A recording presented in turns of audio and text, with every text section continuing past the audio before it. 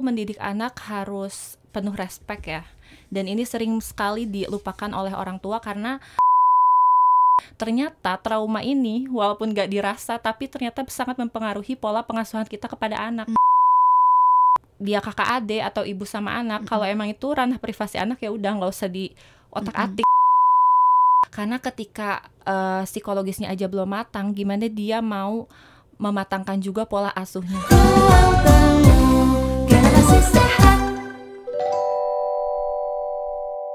Hai Sobat Rootgirls Indonesia, ketemu lagi di podcast Rootgirls bareng sama aku Aca. Bagi kalian yang mungkin baru pertama kali mampir ke channel ini, selamat datang. Sedikit pengenalan, Rootgirls adalah sebuah lembaga non-profit atau bisa kita kenal dengan NGO yang secara konsisten memperjuangkan isu pemenuhan hak kesehatan seksual dan reproduksi, juga pencegahan kekerasan berbasis gender dan seksual, terutama yang menyasar anak-anak, remaja, perempuan, dan kelompok marginal lainnya.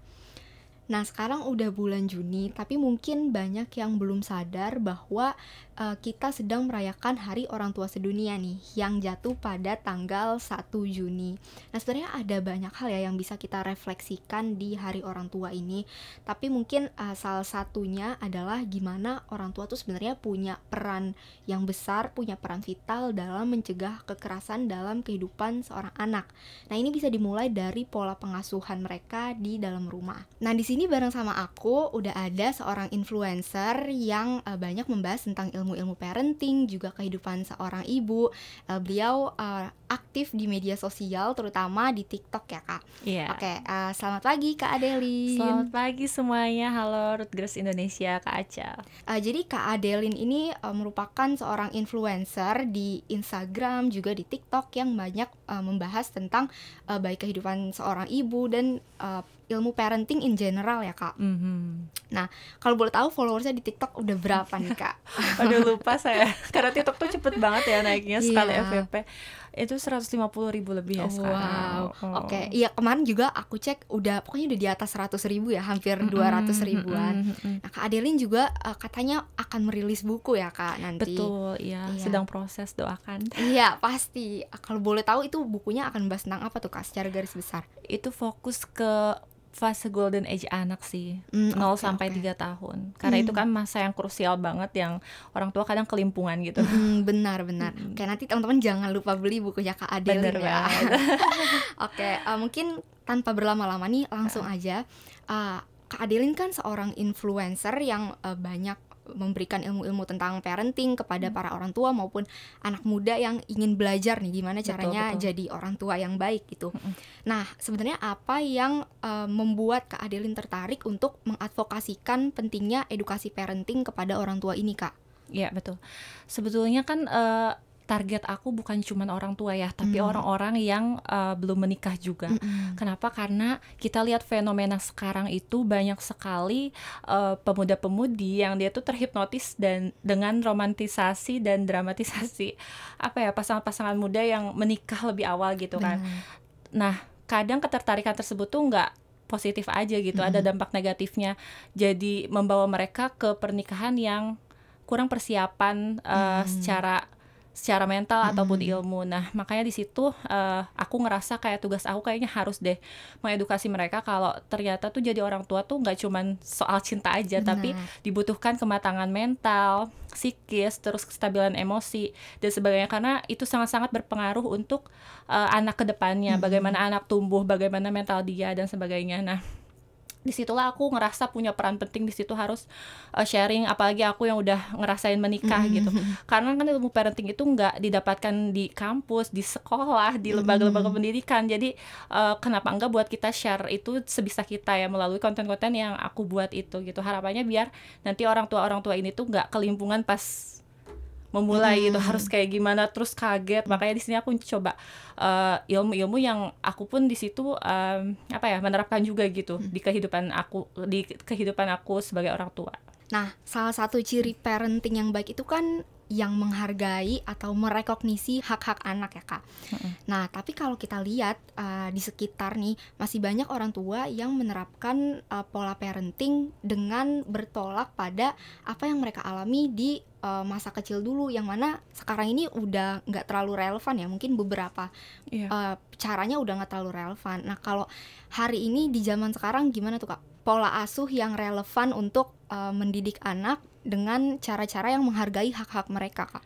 Betul, kita itu mendidik anak harus penuh respect ya, dan ini sering sekali dilupakan oleh orang tua karena dalam pandangan masyarakat kita bahwa anak itu adalah posisinya di bawah kita gitu. Apalagi alasan anak nurut itu kan sering dijadikan alasan kita jadi bisa melakukan kekerasan kepada anak dan sebagainya. Jadi fokus kita itu sekarang respect sama anak, bukan hanya pengen dihargai, tapi kita juga harus bisa menghargai anak. Itu sih yang aku fokuskan, biar nantinya anak pun bisa menghargai kita tanpa harus kita paksa, tanpa harus kita pukul dan dengan amarah sebagainya. Makanya pemenuhan hak-hak anak ini sangat-sangat harus dipenuhi oleh orang tua kepada anak, karena ini menyangkut efek kedepannya, bagaimana kemampuan dia bersosialisasi, bagaimana psikisnya nanti, dan ketika hak-haknya itu sudah dipenuhi di rumah, maka dia pun nantinya akan bisa melakukan kontribusi kebaikan yang lain di lingkup yang lebih besar gitu. Aku setuju banget, itu emang berarti harus dimulainya dari dalam rumah ya Kak, dari pola asuh orang tua. Nah kalau menurut Kak Adeline sendiri nih, ada nggak sih Kak indikator kematangan atau kesiapan pasangan untuk menjadi orang tua? Kayak apa aja mungkin yang harus mereka persiapkan sebelum memutuskan untuk menjadi orang tua Kak? Oke, jadi sebetulnya usia itu ya pada intinya nggak bisa menjamin bahwa orang itu udah siap atau belum. Sama sekali nggak bisa. Kita lihatnya ya dari satu, tanggung jawab, bersedia akan tanggung jawab, menerima tanggung jawab tersebut, sadar akan tanggung jawab. Kalau kita nggak sadar kan jadinya ya udah menyerahkan ke salah satu pihak aja, padahal anak kan membutuhkan dari kedua belah pihak itu. Terus yang kedua, yang ini perlu banget sih menurut aku setelah aku jadi orang tua aku pelajarin adalah kita harus berdamai dulu sama diri kita sendiri, termasuk berdamai dengan trauma kita, inner child kita dan sebagainya. Karena ternyata trauma ini walaupun gak dirasa, tapi ternyata sangat mempengaruhi pola pengasuhan kita kepada anak gitu. Kadang marahnya kita, mau mukulnya kita, itu tuh gak sadar terjadi di alam bawah sadar karena kita dulunya digituin gitu. Makanya harus diselesaikan dulu, dan gak apa-apa banget buat ke psikolog dan sebagainya, konsul hal tersebut gitu. Selesai dengan diri sendiri lah intinya. Terus juga matang secara mental, bisa menstabilkan emosi dan juga mengelola ekspektasi, itu juga dibutuhkan. Ya itu poin-poin tadi emang harus disiapkan ya bagi teman-teman yang mau memutuskan menjadi orang tua. Nah oke, ngomongin tentang dinamika mengasuh anak nih, banyak pasangan kan masih membebankan tugas mengasuh anak itu kepada pihak ibu aja, padahal kan idealnya nggak demikian nih. Nah apa yang bisa dilakukan sama seorang ayah untuk bisa ikut berperan dalam membesarkan anak, untuk perkembangan anak gitu? Oke. Memang ya di Indonesia ini khususnya apalagi di daerah-daerah masih desa terpencil, pengasuhan itu dilimpahkan semuanya kepada istri, kepada ibu. Padahal anak kan membutuhkan keterlibatan dari keduanya, sangat-sangat membutuhkan itu. Dan keterlibatan seorang ayah juga perlu diketahui bahwa itu sangat berpengaruh bagi kesehatan mental anak, perkembangan sosialnya, banyak banget itu pengaruhnya. Jadi dibutuhkan kesadaran sih tentang hal ini gitu. Terus gimana sih caranya mengikat bonding ya, membentuk bonding antara ayah dan anak, terus gimana caranya biar ayah tuh mau terlibat gitu. Karena nih kita posisi perempuan kadang bingung gimana sih caranya, karena udah turun-temurun rasanya pandangannya tuh cewek aja gitu yang harus mengasuh gitu, padahal itu kan tugas bersama gitu. Nah yang pertama, sebagai ayah kita bisa membuat jadwal, membuat kesepakatan pembagian tugas antar pasangan gitu ya dari awal, biar ada kesadaran masing-masing. Dan jangan lupa dibicarakannya juga harus ketika keadaan kita lagi lagi slow, lagi tenang, biar nggak jadi stabil. Biar nggak meninggikan egonya masing-masing. Lalu selanjutnya sebagai istri, aku bicaranya sebagai wanita, kita biarkanlah, berikan space dan kesempatan suami untuk melakukan tugas-tugas tersebut. Kadang kan suami itu bisa bantuin gantiin popok, gantiin baju, mandiin anak, dan itu sangat berpengaruh buat ikatan bonding antara anak dan ayah. Tapi seringnya kita tuh sebagai istri, kerjaannya tuh gak sesuai ekspektasi gitu. Udahlah sama aku aja, padahal tuh itu tuh sebuah kesempatan biar suami belajar dan biar suami itu percaya bahwa dia bisa, dan dia akhirnya nggak menganggap bahwa itu tanggung jawab istri aja gitu ke depannya. Masih berhubungan sama itu nih Kak, aku juga pengen nanya. Pada banyak kasus kan hubungan antar ayah sama anak itu nggak sedekat hubungan anak sama ibu. Nah sebenarnya apa tuh Kak? Gimana cara-cara yang bisa dilakukan sama ayah supaya mereka bisa punya ikatan atau koneksi gitu dengan anak mereka? Iya, yang pertama kita harus pahami dulu kenapa sih bisa bonding anak dengan ibu itu berbeda sama bonding ayah. Kebanyakan kan pasti pengen nempel sama ibu terus. Nah, itu kita harus tahu dulu penyebabnya, yaitu minimnya keterlibatan ayah dalam pengasuhan anak yang tadi kita sebutin. Nah, sebenarnya itu ngerugiin ayah sendiri, tapi kadang ayah ini suka nggak sadar gitu, karena dia terlalu fokus kalau seorang lelaki dan ayah itu ya hanya mencari nafkah, padahal perannya itu sangat berpengaruh signifikan untuk anak. Nah, cara-caranya gimana sih? Ada banyak banget. Yang pertama, ya tadi harus melibatkan diri dalam pengasuhan, harus mau. Karena menggantikan popok, memandikan anak, dan mengerjakan hal-hal yang dilakukan wanita untuk anak itu bisa meningkatkan bonding yang kuat gitu. Itu kan menguntungkan juga ke ayahnya. Terus juga yang kedua, kita bisa bermain bersama anak, terlibat di aktivitas-aktivitas yang yang anak tuh seneng. Kayak misalkan dia lagi seneng main mobilan, ya udah kita taruh dulu gadget kita, terus kita fokus ke ke aktivitas yang dia suka, antusias lah di dalamnya, dan nikmatilah gitu. Jadi anak tuh ngerasa, oh iya ya ayahku ada, ayahku menghargai aku gitu. Dia kayak ngerasa disayang juga ya ketika itu. Terus selanjutnya bisa juga libatkan anak di kegiatan-kegiatan yang dilakukan kita, seperti misalkan kalau kita punya anak cowok terus kita lagi nyuci mobil, bisa tuh yuk bantuin ayah yuk dan sebagainya, karena itu tuh meningkatin kepercayaan diri dia. Terus juga bisa mengikat bonding juga di situ. Oke, nah selanjutnya nih, punya keluarga yang suportif itu kan salah satu privilege terbesar yang bisa dimiliki sama seorang anak. Kayak kalau di TikTok nih lagi rame banget istilah keluarga cemara dan lain sebagainya. Nah buat para orang tua nih, terutama yang anak-anaknya udah mau menginjak masa-masa remaja, kira-kira apa yang bisa mereka lakukan buat menciptakan lingkungan keluarga yang saling menghormati, terus juga saling respect, dan juga overall lingkungan keluarga yang sehat lah Kak. Gimana tuh? Oke. Yang pertama tentunya kita harus tahu dulu kalau anak itu adalah peniru ulung. Jadi kita harus memberikan teladan dulu sama dia, baru kita bisa mengajarkan gitu. Ajarilah mereka dengan menunjukkan hubungan yang baik antar sesama pasangan. Terus juga cara kita menghargai orang lain yang sedang berbicara, cara kita menyelesaikan masalah, itu kan anak juga ngelihat dan bakal menirukan hal tersebut nantinya. Terus jangan lupa juga untuk menerapkan tolong, maaf, dan terima kasih. Itu juga 3 kata ajaib yang nggak boleh dilupakan. Terus jangan lupa juga untuk menghormati privasi ya. Jadi kita juga harus tahu dulu nih hak-hak anak tuh banyak banget ya.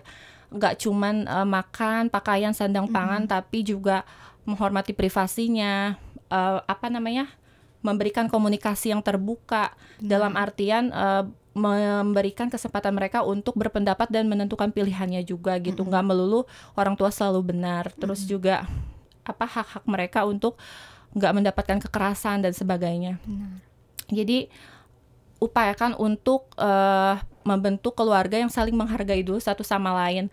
Kayak misalkan nih contoh kecilnya, menjaga privasi, menghargai privasi orang. Walaupun dia kakak adik atau ibu sama anak, kalau emang itu ranah privasi anak, ya udah nggak usah di otak-atik gitu, hargai gitu sih. Oke, jadi kalau tadi sempat disinggung nih, parenting yang baik itu artinya kan yang nggak menerapkan cara-cara kekerasan kepada anak ya. Nah sayangnya tapi cara ini masih banyak gitu digunakan oleh para orang tua. Sebagian orang tua masih nganggep cara ini relevan karena ya mereka mikirnya ini bisa membangun atau melatih mental anak lah dan sebagainya. Nah tapi sebenarnya apakah kekerasan ini cara kekerasan ini masih relevan Kak digunakan dalam pola asuh di zaman sekarang? Oke, tidak ya, sama sekali tidak relevan. Baik itu di zaman dulu atau di zaman sekarang, nggak ada yang namanya kekerasan itu dibenarkan. Karena itu di undang-undang kita juga diatur bahwa itu melanggar hak asasi anak ya, memakai kekerasan dalam mendidik. Nah, apakah sebetulnya kita kan sering dengar nih, aduh, anak tuh kalau nggak dikerasin nanti lembek. Iya, Anak benar. tuh kalau nggak dimarahin nanti ini.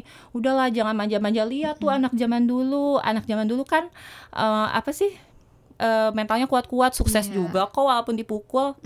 Apakah benar demikian? Kita kan nggak tahu ya dalamnya.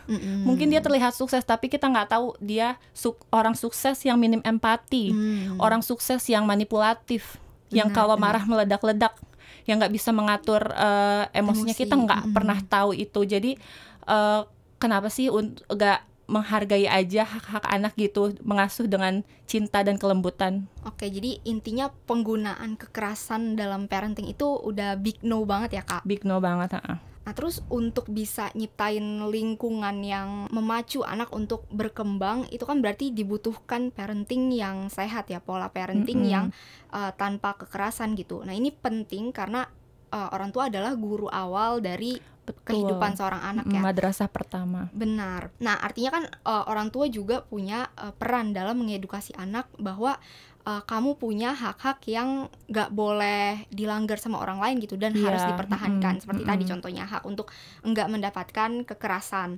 Nah ngomongin tentang kekerasan nih Kak, ada satu jenis kekerasan terhadap anak yang pada tahun 2022 lalu angkanya masih tinggi, terutama di negara Indonesia ini, yaitu perkawinan anak. Nah anak di sini merujuk pada orang-orang yang berada di usia di bawah 18 tahun ya.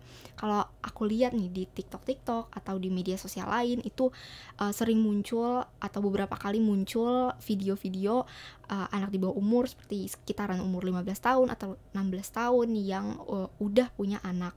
Nah, yang mau aku tahu apa yang bisa terjadi ketika anak di bawah umur tadi ya, yang psikologisnya belum matang, mentalnya juga belum matang, itu sudah memutuskan untuk menjadi orang tua Kak.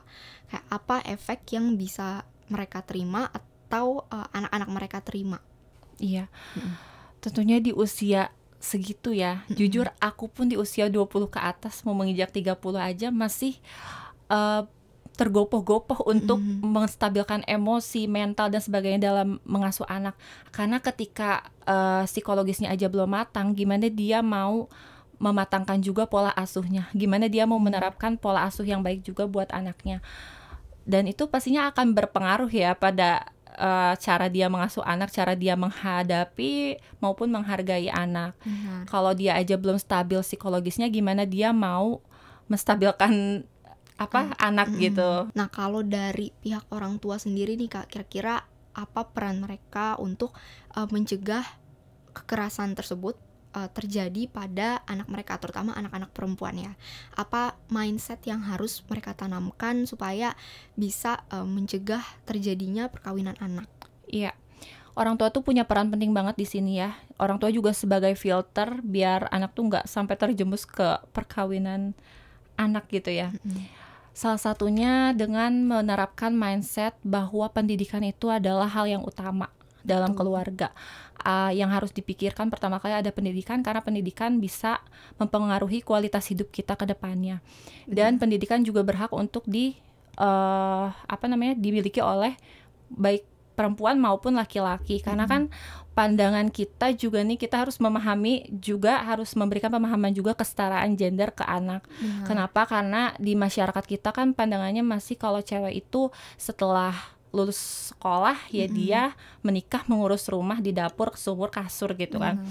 Padahal kan kalau mindset kita dirubah nggak seperti itu. Mau cewek ataupun cowok itu punya hak yang sama untuk memperoleh kualitas hidup yang lebih baik gitu sih. Jadi sering-seringlah untuk menanamkan bahwa pendidikan itu yang utama, dan menanamkan juga pemahaman kesetaraan gender pada anak. Terus jangan lupa juga untuk memberikan pendidikan sex education ya buat anak, biar dia juga paham, karena kan perkawinan anak juga banyak terjadi dengan banyak alasan ya. Oke, penjelasan tadi sangat membuka pikiran ya, karena banyak orang tua yang menganggap bahwa anak perempuan yang udah menstruasi tandanya dia udah dewasa, udah siap untuk bereproduksi, untuk berumah tangga. Padahal itu anggapan yang keliru ya, karena proses pendewasaan itu tidak terjadi dalam waktu semalam aja. Iya. Bukan hanya karena mereka bisa punya anak terus dianggap udah siap gitu. Benar-benar. Terakhir nih Kak, kira-kira apa keuntungan yang bisa didapatkan orang tua yang mau belajar untuk mulai menerapkan pola pengasuhan yang menghargai hak anak, juga menghapus cara-cara kekerasan dalam pola pengasuhan mereka? Oke, sebetulnya ya, ini aku kasih tahu juga buat para orang tua bahwa menerapkan pola parenting yang baik itu tuh memudahkan kita sendiri gitu. Kalau anak udah terbiasa dididik dengan kekerasan, akhirnya dengan lembut kadang dia gak nurut gitu. Jadi itu siapa yang susah? Kita sendiri kan gitu. Jadi penting banget buat kita menerapkan pola parenting yang baik tanpa kekerasan, karena image orang tuanya tuh baik gitu. Kebanyakan anak sekarang kan takut ya ke orang tua, bukannya karena emang respect. Jadi kita bisa membentuk itu dari anak tanpa harus kita memaksa-maksa anak untuk menghormati kita. Dia bisa menghormati kita sendiri dengan kemauannya sendiri gitu. Terus juga pola parenting tanpa kekerasan itu kan meminimalisir trauma di masa depannya. Ketika dia trauma kan pasti banyak gangguan-gangguan perilaku yang dihasilkan ya. Dan gangguan-gangguan perilaku itu tahu sendiri juga bakal merugikan orang tuanya lagi kembali gitu. Jadi sebenarnya itu menguntungkan kita, cuman masih banyak orang tua yang belum sadar ya. Oke, nah ini kayaknya kita udah sampai di akhir podcast. Mungkin kalau ada pesan-pesan lain nih dari Kak Adel, mungkin rangkuman dari apa yang kita bicarakan sebelum-sebelumnya, boleh nih Kak. Oke. Singkat aja ya, kita harus ingat bahwa anak itu bukanlah manusia lemah yang bisa kita perlakukan seenaknya.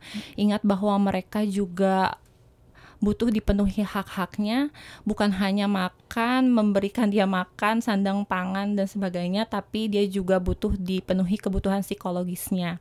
Dan ingat bahwa menikah dan berkeluarga, apalagi menjadi orang tua, itu memiliki kesiapan yang matang, kestabilan emosi, karena kematangan-kematangan itu akan sangat berpengaruh pada perkembangan mentalnya kelak gitu. Benar.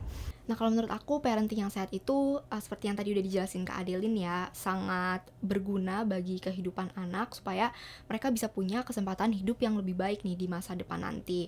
Nah kesempatan hidup ini bisa diraih ketika orang tua mau berkomitmen untuk menjauhkan anak dari segala bentuk kekerasan, termasuk juga perkawinan anak. Oke, mungkin segitu dulu podcast hari ini.